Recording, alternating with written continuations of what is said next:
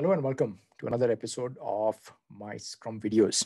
So I have a question I'm hoping you can help me with. Question is this: why did nobody come to my party? But before we go there, story time. So let me share my experience as a parent of two little children. So I know it's COVID time right now, but back in the pre-COVID days, uh, one of the most sometimes frustrating but sometimes fulfilling times of the weekend used to be children's birthday parties. Sometimes I just want to relax. I had a rough week. All I want to do is curl up in a fetal ball and go to sleep. And then, usually there's a never-ending list of kids' birthday parties on the weekends.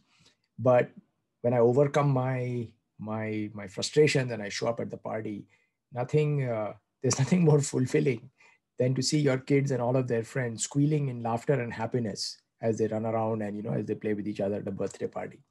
And there's nothing as therapeutic as the birthday cake in a kid's birthday party, as long as it's chocolate. So anyway, so I'm missing those days, and I'm trying to remember what were the most surprising birthday parties that I've been part of. And one comes to mind. So usually, as a parent, one of the challenging things is sustaining the attention of children. Uh, it's like herding cats. They're all over the place. They're bouncing off the walls, especially if they've had some candy. The most amazing birthday party I've attended is at a place called Build-A-Bear. So we went to Build-A-Bear. There were 20 kids, and these 20 kids were speechless or were in perfectly disciplined and self-controlled. I would say almost maybe 1 hour. Ask yourself this: when have you last seen 20 kids, maybe between the ages of, let's say, I don't know, 5 to 9, be perfectly disciplined for 1 hour? And if you come up with lots of examples, I need to talk to you because I need to learn what those techniques are. But here's the situation. So in Build-A-Bear, there was this lady. So she was stuffing the stuffed toys for each child. And each child had, prior to that moment, they had gone to Build-A-Bear. I mean, the aisle, they had picked their own stuffed toy and they'd picked the clothes and so on and the accessories. And so this lady she was crystal clear. I'm going to pick on the people who are well behaved, and anybody who steps out of line, you're going to lose your bear or whatever toy you've chosen, right? So they were highly intrinsically motivated to behave. So anyway, she was a magician. As you know, she would stuff the toys for each child, and then she would tell them stories and keep them busy. And whenever they were stepping out of line, she would find a way to redirect them. This was powerful. What it showed me is the power of whether you call it intrinsic or extrinsic motivation. When the agenda of the party is aligned with the agenda of the party goer, all kinds of magic happens. Chances are many of the kids were looking forward to the party. They were probably already imagining what toy they're going to pick before the party, so they were engaged. They showed up at the party, super engaged at the party. They're probably waiting with anticipation in terms of, okay, my toy, when am I going to get my toy in my own hands?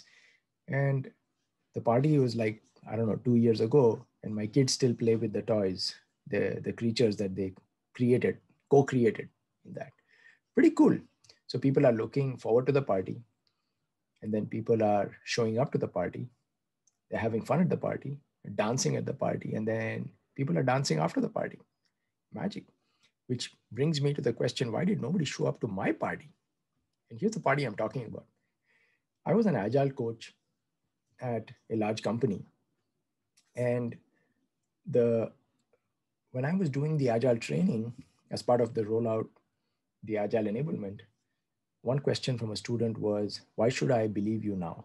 This is the 7th Agile transformation that I've been part of in this company. So Agile coaches like you have come and gone. Every Agile coach will come and ask us to believe, yes, this is the time it's going to work. And then after some time, the coach gets frustrated and leaves. And I'm so sick and tired of believing in you guys Why should I believe you now? Why is it going to work this time? And that got me thinking. And I was naive. I said, no, it's going to work this time. You do everything that I ask you to do, it's going to work. And I also said, whether it works or not also depends on us. How far, how far we are willing to go, and how far we are willing to step out of our comfort zone. But I said, trust me, give me your best shot. So anyway, so as expected, as the team start, practicing agility, applying agile principles, values, and practices, they start slamming into the brick wall of the system's agenda, the status quo. And it turns out that the system had been engineered over many decades to accomplish a waterfall agenda. And now if you go down at the team level and you create agile teams, but the ecosystem that the teams are living in is still waterfall, the teams are going to die. And the only people who can change the agenda of the system and who can remove those brick walls are the executives. So I had an epiphany. Aha, I will have an impediment destruction meeting, and I will get all of the executives who have the power to destroy those systemic barriers. I will have them show up. I will identify the most important or limiting barriers that are blocking the teams, and then I will ask for help from the executives. Nobody showed up. Nobody came to my party. Wondering, like, what the heck is going on? Why did nobody show up at my party? So I called one of the executives. I said, hey man, we got this impediment destruction meeting. Can you come? I could really use your help. And he says to me, here I am doing real work. Ravi, I'm doing real work. There is a customer escalation, or I am preparing for a board of directors meeting, or I am preparing for a staff meeting with the CEO.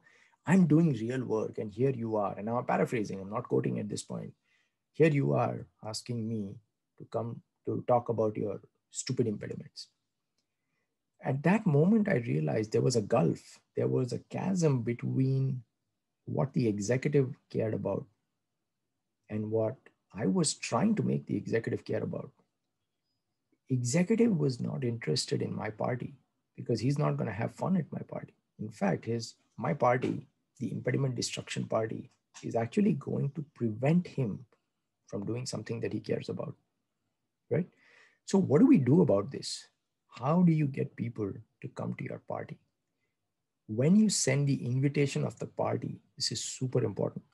It's got to be in terms of what the executive cares about, what the party core cares about. If it's a child, maybe build a bear. You put build a bear prominently on the invitation. Those kids who want to build a bear, you can be pretty certain they will drive their parents nuts until their parents say, yes, we will move heaven and earth, reschedule what we need to. We will take you to build a bear. But if the child is interested in build a bear, and maybe you have some other party, agile training, introduction to Scrum, child is not going to come, right? So you've got to figure out what's going to make your executive come to the party. What should you put in the invitation? The second thing is, what's going to make the executive dance at the party? So not only do you have to make them come to the party, but you've got to tie the conversation, whether it's impediment destruction or sprint review, whatever it is, you've got to tie it back to what's in it for me. Now that I showed up, why should I pay attention to you and not pay attention to the stock price or the stock ticker on my cell phone? Right? So you got to have the executive, after they show up at the party, you got to have them dance at the party. And finally, you've got to have the executive go and dance after the party. So they should come away with some insight, some epiphany, and they should get addicted, intoxicated and addicted to doing what needs to be done to enable those agile teams, so that the agile teams become high-performing, self-organizing, self-directed, self-managing teams. Plus, the executive gets more of what they want. They look good in front of the board of directors. They look good at the CEO staff meeting. So it's in their interest to dance after the party, all right?